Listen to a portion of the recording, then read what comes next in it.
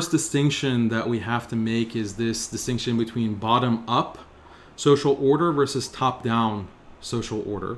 Bottom-up versus top-down. So in the modern world, we're living with top-down social order, the nation state. There are laws that are imposed and are enforced by a muscular surveillance state, technocratic, bureaucratic surveillance state. This is top-down. Everyone's accountable to the law that is imposed and enforced from the government, centralized government authority. That's top-down. The vast majority of human civilization has been bottom-up because, I mean, there wasn't the technology to surveil, there wasn't the technology to police and enforce in the past. So then how did you have social order in the past? How did most of the world organize itself? And what do I mean by social order? So social order means that you are able to live your life without constantly being worried about your neighbor killing you, or your people around you stealing from you and harming you.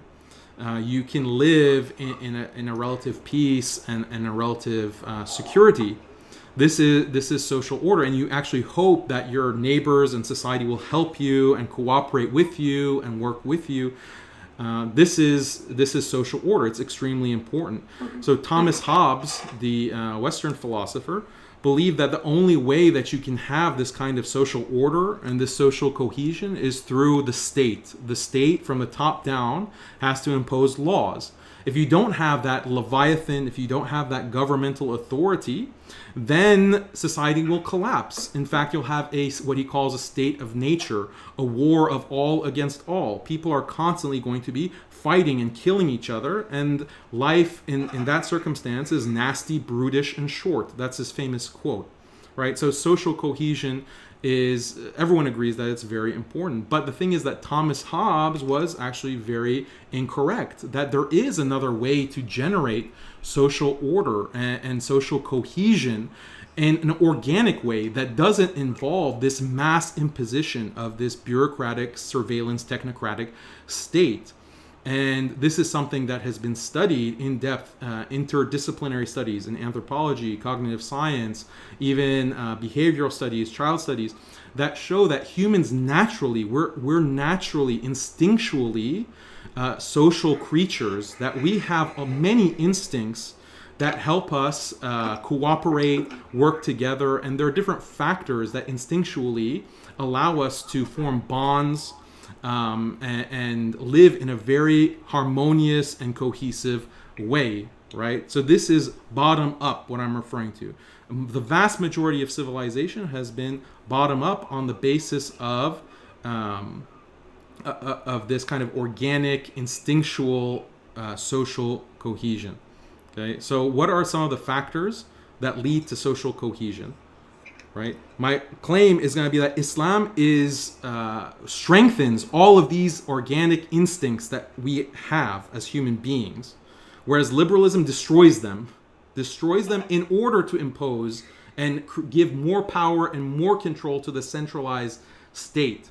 So something that is very important for human beings instinctually that leads to order is kinship, like your blood. You are more likely to cooperate with your relatives, your blood relatives. You're less likely to harm your blood relatives. So this is something that creates social order. Pair bonding, male and female, this is something that is instinctual. And even the sexual act with someone in a committed relationship has been shown biologically to increase this kind of social cohesion because of feelings of love, feelings of companionship. This is called pair bonding through a committed long-term relationship. Humans naturally feel this. This generates through heterosexual behavior. Other factors like reciprocity, like you help me, I help you. This kind of sense of helping others. That leads to social cohesion and social order. Similarity, and this is a big one, it'll be relevant when we talk about apostasy. Similarity, that you and I, we share maybe a race. Okay? If we are the same race, two people who are the same race are more likely to treat each other altruistically than two people who are different races. ethnicity, culture, types of dress, how you're dressed. You just humans instinctually have more feelings of companionship and kindness towards those who dress similarly, and then religion, okay, those who have the same religion. So similarity, all of these things, these factors, kinship, reciprocity, similarity, and other factors, these are instinctual. First of all human beings have these instincts, and they organically create order and cohesion. So without the presence of a state that is regulating each atom of an individual at every single moment of time, as happens now with the modern nation states, you can still have a highly ordered society. In fact, not only more ordered, but human beings who are happier, who are more fulfilled. Why? Because this is their instinct. This is the instinct that they're living through and actualizing with happy, stable families. Right? Studies show, and Jonathan Haidt, the psychologist, he's a famous psychologist, has written many books, some of them bestsellers. He writes about this happiness hypothesis, that the number one determinant of what makes a person happy is their being a part of a stable, committed family. Right? This is significant. This is significant because this is something that Islam is advocating, whereas other ideologies, such as liberalism, will say something else. Like, no, your personal autonomy and your personal ability to choose, that is what will lead to happiness, to have the freedom to decide as what you want. The thing about family, like a stable family, it leads you to happiness, but it also imposes many duties on you and many responsibilities, and you have to sacrifice. And this is contrary to a kind of liberal mindset, and that's why many people who come from Muslim backgrounds, like children their parents are more traditional Muslim, their children are indoctrinated into liberalism, and they rebel and they leave their parents and their families because they're too controlling, or they're imposing. They want me to sacrifice. No, I just want to follow my dreams and I want to live my life.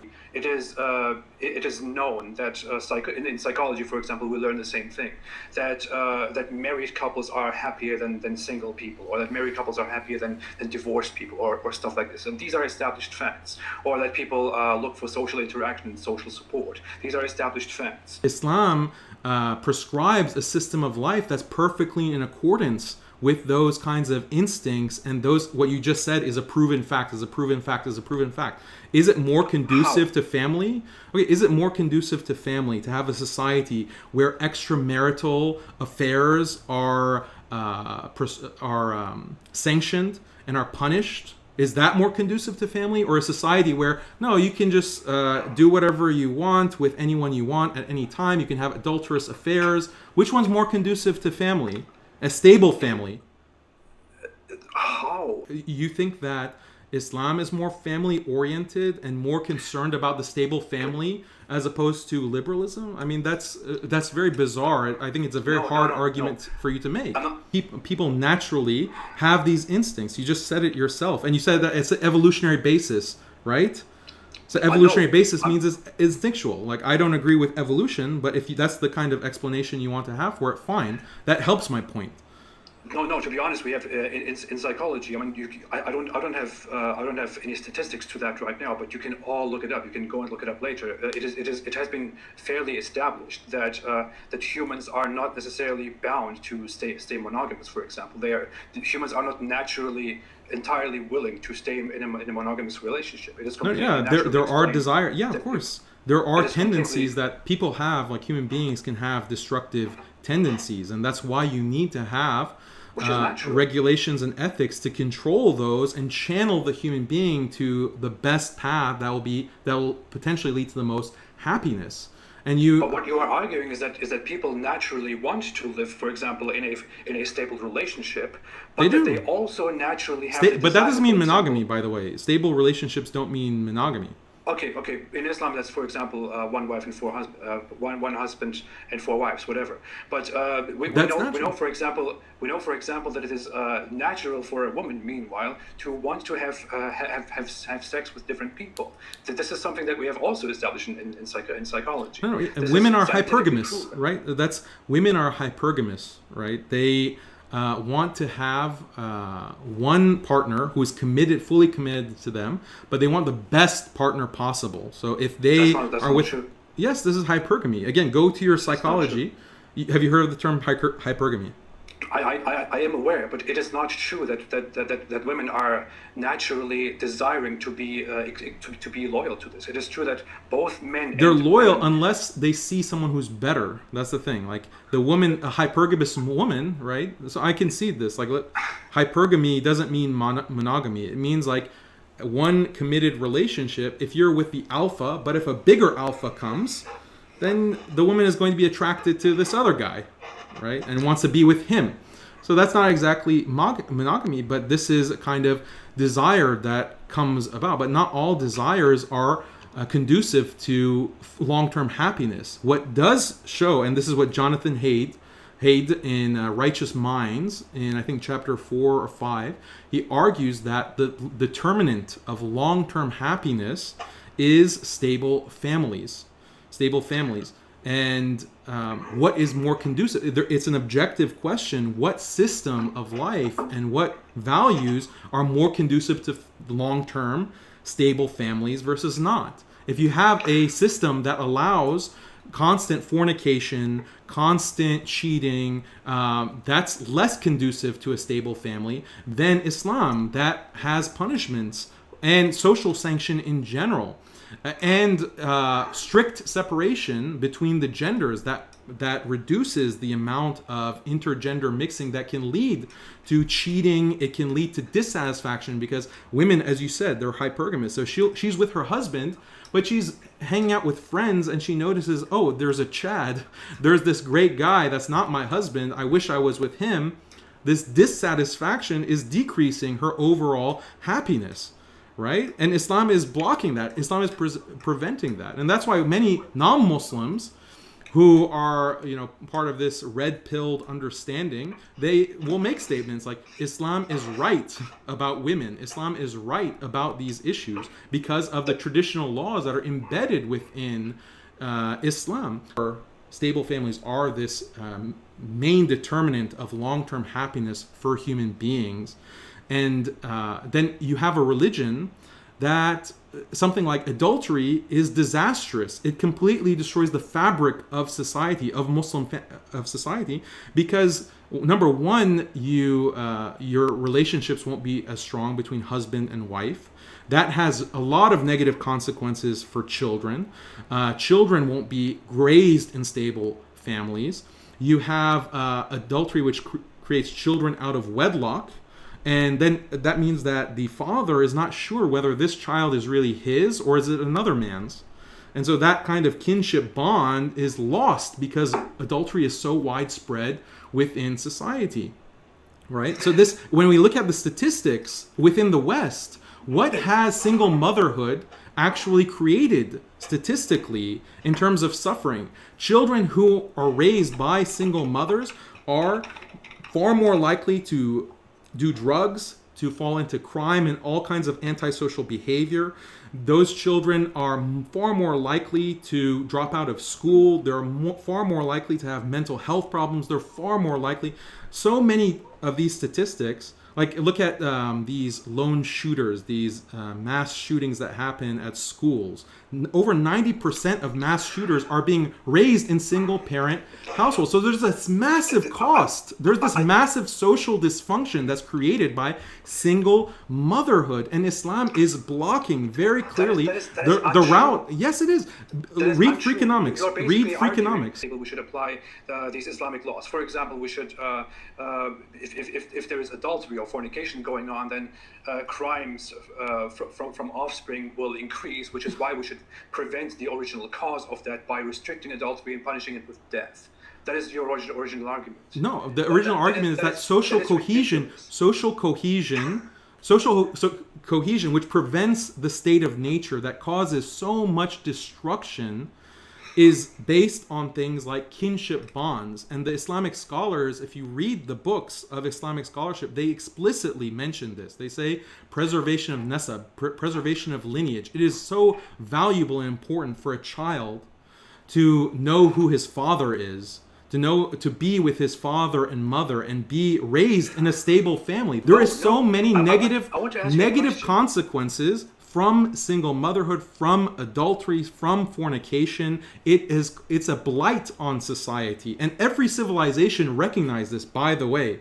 It's only when liberalism came onto the picture within the 17th, 18th, and 19th century that these intuitions completely flew out the window.